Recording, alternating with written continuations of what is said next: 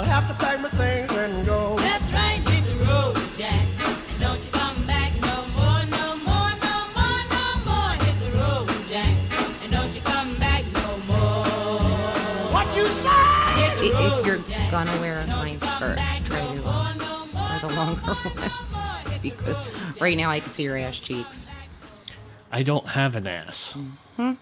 Hi, everyone. Welcome back to the Why Bother podcast. He's Philip. I'm Philip, yes. You're supposed to say, she's Michelle. It's okay. It's cool, everybody. It's cool. We got this. All right. This is episode 24. We're on 24. All right. Nice. That was an interesting twist on the new music. Yeah. I'm guessing you're saying hit the road, Jack, to a certain someone. Yes, I am. I'm hoping it's not me. No, not at all. Okay. Does it begin with a T? Well, the last name? Yes. Does it end with a P, the last name? Yes. Okay. Does it have an R-U-M in the middle? Yes. Okay. You know what? I wanted to first start out by saying rest in peace to Alex Trebek, who passed away. I don't know if it was today or yesterday. Today's Sunday for us. I mean, This will probably air Monday. But he was 80, and he died of pancreatic cancer. And I believe they're going to put he just stopped working, did his last show a week and a half ago. Mm-hmm. Did you know that? Yeah, I figured. Yeah. Yeah, I know it was in he was taping still, yeah. so devoted to that show. He absolutely loved it with every fiber of his being, from everything that I've been listening to, you know. So it's sad. I'm glad at least that he was 80. Yeah. He went out, unfortunately. I'm not saying it. I'm not trying to be. He went out like a baller. I don't say baller, but yeah, he did. He went out like a champ. He worked, up until a week and a half before, and he had to be in pain. Yeah. Oh God, I can't even imagine. So rest in peace to him. I just wanted to play this. So I think the final show of his is going to be on Christmas, or right the day before Christmas or something. They're going to air the final one. I just wanted to play this. Do you really know all of the answers? Because you certainly project and I knew that attitude. Whenever I tested myself, I'd get about 60 to 70% of the material right in an honest test. You seem to be not just the perfect host, the ideal host for this broadcast, but you'd also seem to be the perfect contestant. My reflexes are no longer as fast as they once were, and a good 30-year-old contestant would clean my clock. However, in a seniors tournament, Quite true. I'm your man. Where'd seniors turn out? I'm your man. How does this affect your life, the celebrity part of it? You were on a jury in Los Angeles, I guess, and one of the witnesses came out and recognized you and reacted to you not as a member of the jury, but as the host of Jeopardy. I've been on the show for so long now, 20 years, that people recognize me not so much as a celebrity, but as a friendly face, one they're used to seeing in their homes, and they don't make a big deal out of it. The most I will get is, hey, I like your show a lot, I'm a big fan. And that's about it. And then they go about their business, and I go about mine. I think teachers around the country use the format that you have at Jeopardy as a way to get kids involved in education. That'd be fun if I was in school and a teacher did that. To engage and then you had to and teach students answer in the everything other from way, French you know? Yeah. to trigonometry. How many ways have you seen the answer in the form of a question format used? It happens in all walks of life. I recall many years ago being asked to MC an event at a medical convention in San Francisco, I believe. And the format was, as you've just mentioned, we give the answer and you have to come up with the question. And the doctors, these are all accredited doctors in their specialties, had to come up with the correct question. Makes you think more. It is difficult for some people making that little transition. And that's one of the reasons why Jeopardy is unique and why we've hung around for 20 years, because people recognize, oops, It's not just what you know, but you have to remember to phrase it in the form of a question. And in daily life, people will, in conversation, will say, oh, you didn't phrase that in the form of a question. They'll say that jokingly, but the other person knows exactly what the reference is to. So it's sad. It's kind of bittersweet. Like, I'm glad that he's not in pain anymore, Yeah. you know? That must have been a very old interview. Why you say that? Because it was saying, been on the air 20 years. That show is very, very, very old. It started out like sometime in the mid 60s. Wow. Well, there's a caveat. Alex Trebek has not been hosting it for that. That was entire my time. next question. So the version that he's been hosting, I believe, has been on the air somewhere around 35 years. But it's always kind of been the same, like, show, right? It never... Yes. Okay. So yeah, that interview's somewhere around 15 years old. Wow. So then he had no idea then that he had pancreatic cancer. Maybe he didn't even have it then, I No, guess. he wouldn't have had guess. it 15 years ago. No. Wow. Well, rest in peace to him. Yeah.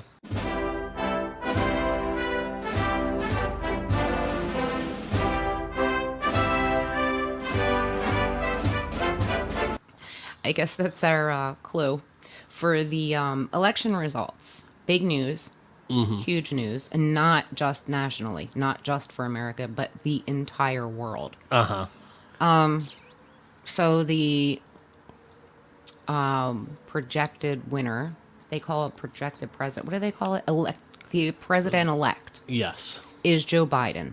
Absolutely. Thank you, Jesus. And a lot of people are not happy about that. Yeah. And a lot of people are very happy about that. Yeah. Dancing in the streets and just taking so much pressure off of what the hell's Trump going to do next. I happen to be one of those people that is just so relieved, so happy, so excited, and so optimistic. And of course, Joe Biden and Kamala Harris are not perfect by any means. But when you Hey, compare, what are you saying? They're absolutely perfect. when you compare them, no, the only political figure in my mind that is seriously close to perfect. Do you know who I'm going to say? I'm betting you're going to say Bernie Sanders, but I don't agree. Bernie Sanders. You don't have to agree. Okay, I have my own mind, and I happen to absolutely love Bernie Sanders, and I think he was fucked out of. I mean, he was fucked over a couple times. Well, it depends on what you mean by fucked over. If you can't garner enough of the public in order to win, then you can't do it. But I think from what I've been hearing, sorry, he came so close more than once. But when he starts to get that far, the other Democrats, like for instance, this time, they came in and they backed Biden right away. Right. Okay, so, but to me, I think, and from what I've been hearing, that they do that because they don't want to give up all of their, like, rich people have their capitalism to a certain extent. Somewhat. Not really, Which though. isn't fair, because I really think that Bernie is for people. That's all well and fine, but the people that are on the opposing side and people who are in the middle, like myself, just get enraged with that. It's funny that you say that, not to cut you off, but when we first started this podcast, and I don't know if it was the first or second episode, it could have been the third, but I think it was like the first or second. You were the one who said, and we're liberals, and now you're like, people in the center, like me. Yeah. So what the fuck are you? I am, well, that's complicated. I am fiscally moderate, meaning I am in the center, and I am socially liberal. So in other words, on the topic of how to spend money, I know what fiscal means, and I Okay. know what social means. So I get what you're saying, but you did say that in the beginning. Yeah. So anyway, enough of that. The Senate runoffs. Do you know, like, obviously you would know what a runoff is. Yeah. Okay, so I heard the Senate runoffs will be in January, and that will determine control of the Senate. Yeah. Do you think Democrats could? I know it's far fetched, but not many, including yourself, thought that Trump was going to win in 2016. So you can be wrong. That is true. Okay, you're not God. But I am God. Wow. See what I put up with? Okay, so the Senate runoff is going to be in January, and I think, what is it, 2? I think it's 2. How many people? I think there are 3 running in that state. 3 runoffs? Yes. Yeah, there's so much of that I don't get, and I'm not afraid I to can't admit even it. remember what state it is, and I think there are 3 candidates in that runoff election. But you really think it's a very slim chance that the Democrats will take hold of the Senate, Yes. even though everybody will have a little time to breathe until January? Well, that particular runoff election only produces 1 seat. Yeah, but I think there's at least 2 runoffs. Maybe. I don't know. Again, I don't pretend to understand it. That's why I turn to you. Okay. So another thing is that, again, we live in New Jersey, and weed is now legal for recreational use in New Jersey. And I thought this was coming last year because Phil Murphy, which is our governor, who, by the way, we voted for, and I absolutely love him, he's been wanting to make it legal for a while. Yeah. And then so-and-so, whatever, kept fighting him on it. But it is now legal. And not only legal, it was voted for bigly. Yeah, so, like, it was the majority of the votes were make it legal, you know? Yeah. So it already was medicinally legal here. Mm-hmm. And now it's recreationally legal. And for a lot of reasons, I think that's a good thing. And in Oregon, which I was waiting till the podcast to tell you about, but thank you, Bill Maher, for telling him. In Oregon, so they made heroin. Yeah, it's not cocaine and magic mushrooms legal. Now, they're not legal per se, Yeah. but they're decriminalized on smaller amounts. So, Yeah. like, you can't be out there, like, with a big heroin factory or whatever the fuck you would call it, or a cocaine factory or magic mushroom field or whatever, and selling the shit. But if you're caught with a little bit of it, they decriminalized it. They'll either fine you or there was something else, like misdemeanor kind of thing, you know? So I don't know how, it doesn't really matter how I feel about that. I don't, you know, but the pot thing's cool, works for me. And I don't even smoke pot. I love the smell of it. He don't smoke pot either. He used to. I used to when we were in our teens. I wanted to ask you, first of all, how many states now? I think it's 15 where it's legal recreationally. I think it's 15. Whatever. It's going to wind up being all of them, you know. Probably. I wonder who the last one's going to be. They're going to be pissed. There's going to be some people there pissed.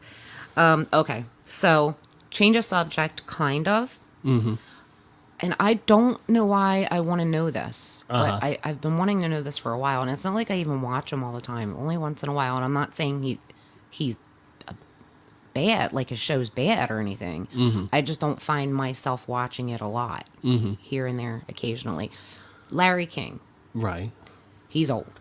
Yeah, he no longer has a show. Oh, he doesn't? No. I think he started some I think internet he does show. on YouTube. I watch Yeah, him. yeah. Okay, well, that's what I mean, okay? But the question I have for you is, Larry King, is he Democrat or Republican? He looks like a Republican, and from every time I heard him talk, which I have quite a few, it's not, again, I don't watch him constantly, but I've seen him. I can't tell. You're not supposed to be able to. Really? I don't know what he is, and you're not supposed to know. Okay, but he's been in the public eye for so long, and a lot of the things he talks about has to do with politics in one way or another. Right. So that's not fair. He's a journalist. He wants to keep that to himself. well, you I try don't and want him to keep it to himself. Do you try and keep that keep objectivity for one? You try and keep your own political opinions out of it, which is something that none of the cable I networks get do all that, nowadays. and it's hard. I would say Yeah. it's hard to do. Yes. Now, when we talked about the election before, and we were talking about Biden winning, you kept saying, "Don't be so sure. Don't be so Yeah. sure." Why do you say that? And I mean, I get the whole electoral vote thing can change it, Yeah. but really, like, has that ever happened ever? Has Trump ever been president before? Motherfucker, you are right, son of a whore. That just happened, What? the last election. Yeah. Okay, but You're asking how things could go bad? could it happen again? Yes. There's several things that could happen. The first of which is Wait, let me brace myself. I'm going to light a cigarette, shoot my brains out, and then you can continue.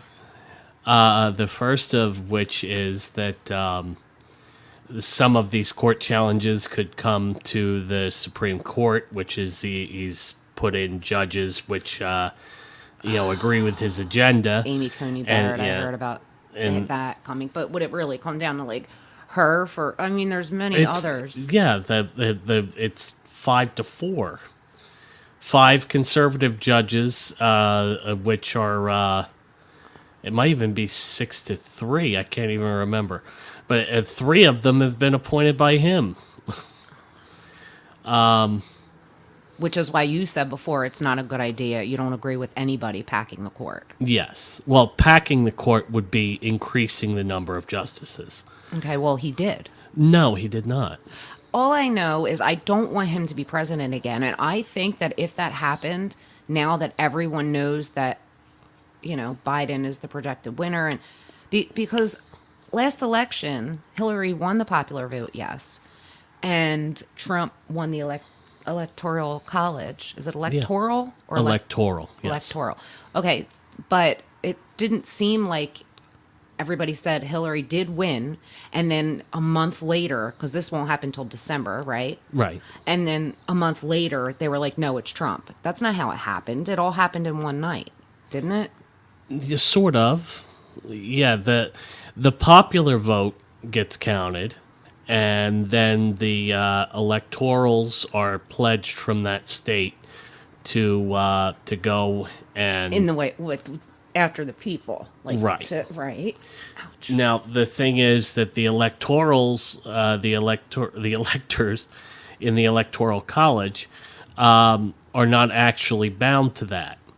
Both in 2 ways. One, they are bound to vote in the way that their state legislature tells them to vote.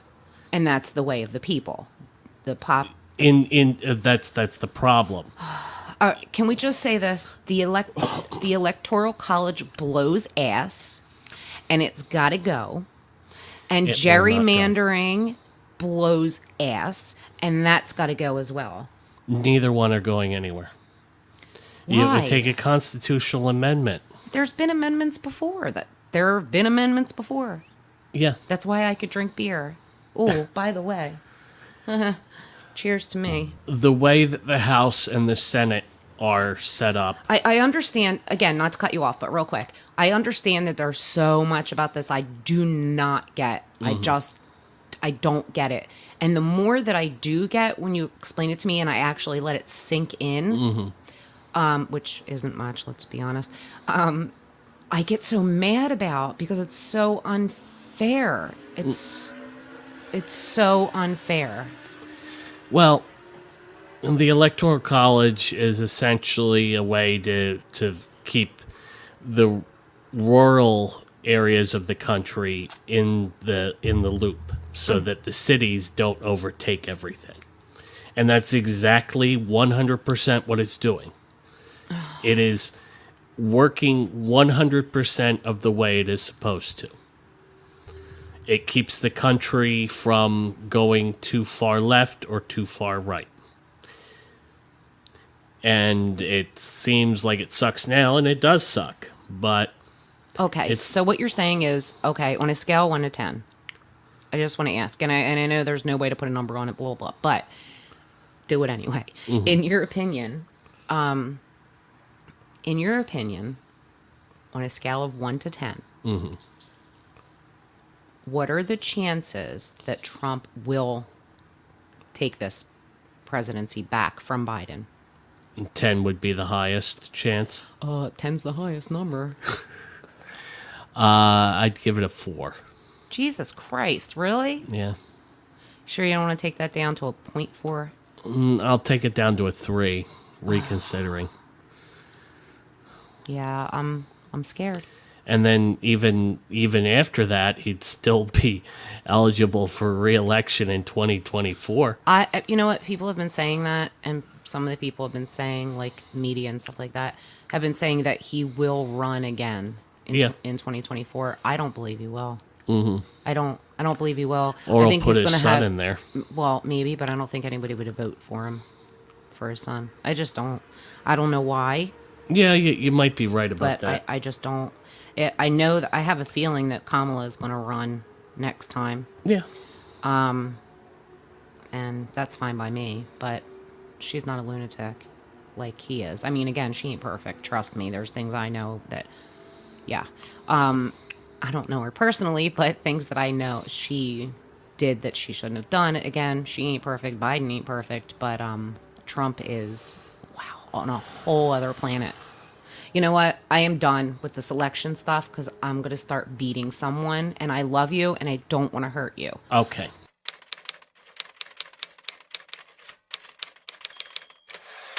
Okay, so you know how on the TED Talk a while back, like a few years ago, and I think most people know this, Bill Gates did that TED Talk where he was talking about a pandemic.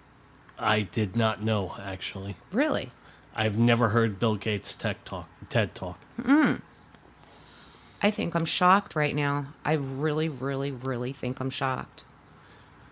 Why? I don't know. I would have thought that you heard it or heard about it because everyone's been talking about it since Corona. No. Oh, you got to watch it. Okay. It's pretty crazy.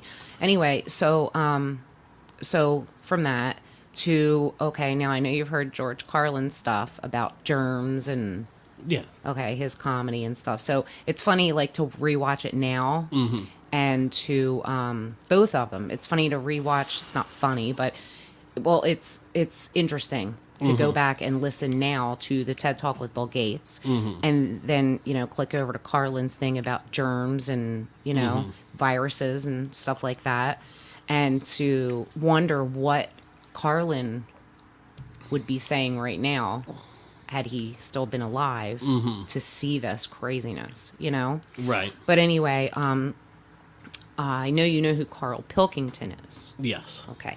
So I wanted you to hear his take on the coronavirus. Now, this was 6 years ago.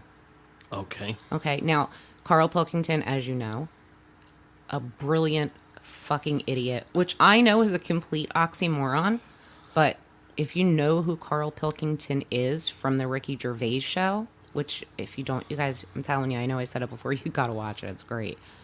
He is a brilliant idiot. Yeah. And I love him, and everybody loves him. But this is his take on the coronavirus. But then again, this was 6 years ago, so this is his take on viruses, I guess. Some scientists have come up with a cure for bird flu. It's somewhat to do with some stuff in horses. They gave the flu to a mouse and then injected it and it's well again. I think we should stop coming up with cures for things as the germs are just getting stronger and stronger. I reckon by 2020, germs will be so big that we will be able to see them in the air. They will no longer be little particles. Real quick, that is Stephen Merchant, and he's just reading from, I know you know, he's reading from Carl's diary. And Carl is there, so you'll hear his take. But these are Carl's thoughts he wrote down in the diary that Steve Merchant's reading. You wouldn't swallow one. If you did, it won't be the germ that will kill you. You'll just choke to death. I think that's how we'll die in the future. Choking on enormous giant germs. And They're then getting what? They'll bigger. be like rampaging around the cities. Will they? Like, I'll tell you what, though, right? No, I'm getting worried now because the stuff he believes and thinks of, I mean, it could be mental. Do you know what I mean, though? Like a proper paranoid sort of... one of those people that soon going to live in a loft covered in tinfoil, yeah. right? And pages of the Bible all the way around the... You know, and Yeah. Suzanne's having to put on some sort of spacesuit to come in and give him his beans on toast. Yeah. And he's going to have to polish each bean. That's what scientists do, isn't it? Real quick, sorry, but he is right about that part. What?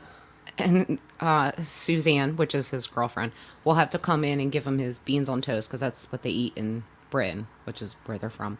And he'll have to polish off every bean. And during the coronavirus, the groceries that we were getting, at first everybody was washing their groceries Yeah. off. Maybe not bean by bean. That'd be a little crazy. Maybe some people were. Who knows? I don't judge. They just sort of think ahead of everyone else. That's what I'm doing. And the weird thing is, right, Steve, sometime last week, there was a science piece which was close to what I'd already said. Yeah. That they've got some germs Sure. that like eating sugar, right? They stick them in a lunchbox with a chocolate bar. Within an hour, it was gone, right? And they say now these germs love chocolate and Did stuff. this scientist leave it near this fat scientist that works in the same laboratory? And he went, it's unbelievable. He said, Ted, he went, what? Right, I put the chocolate bar in here with the germ. I came, it's gone. That's amazing. Well, that's brilliant, that. Do it again. What? Do it again. Leave another one, see if it happens again. So in the future, you're running around, and germs are. Eating chocolate. That's not science. That's Pac-Man.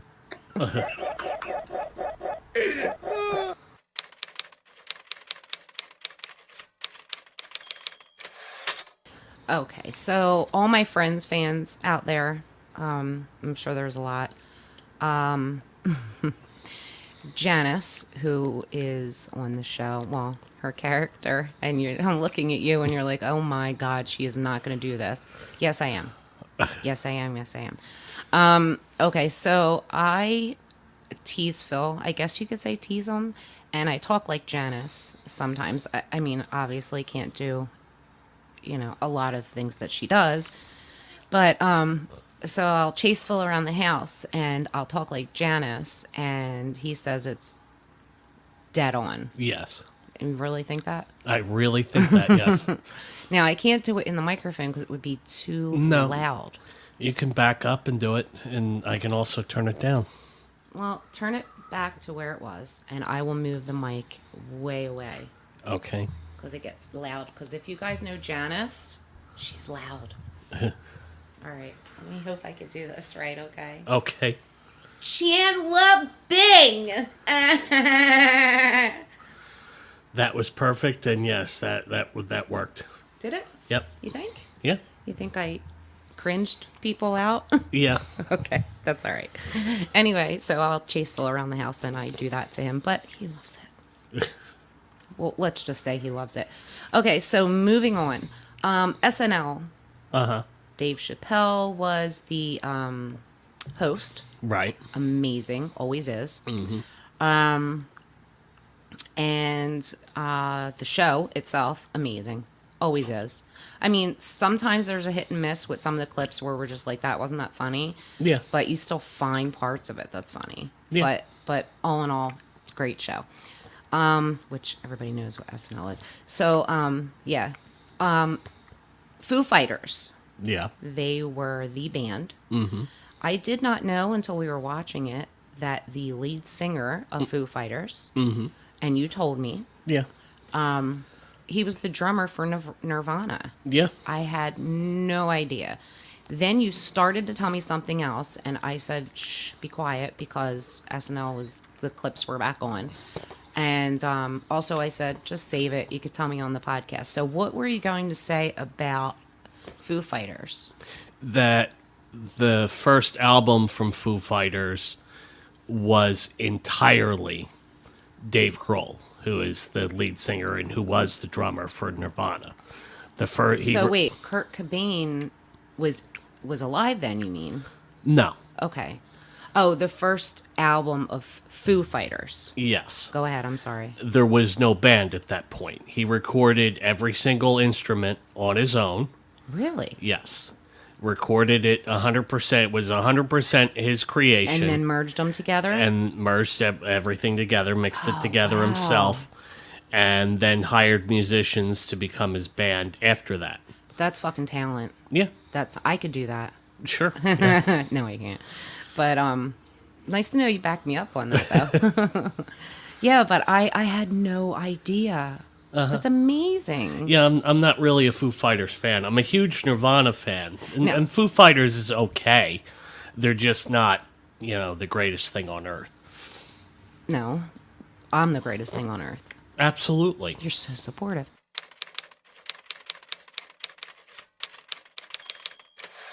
I think that's it for us tonight, you guys. We have a new president. Hopefully it sticks. Who knows? If you guys want to comment or leave a message, the number is 856-882-9670. Or y.bother.pod@gmail.com. So good night, everyone. We'll see you in a week or less. Good night, everybody. Don't care if you do, 'cause it's understood. You ain't got no money, you just ain't no good. Well, I guess if you say so, I'll have to pack my things and go. That's right, hit the road, Jack. And don't you come back no more, no more, no more, no more. Hit the road, Jack. And don't you come back no more. What you say? Hit the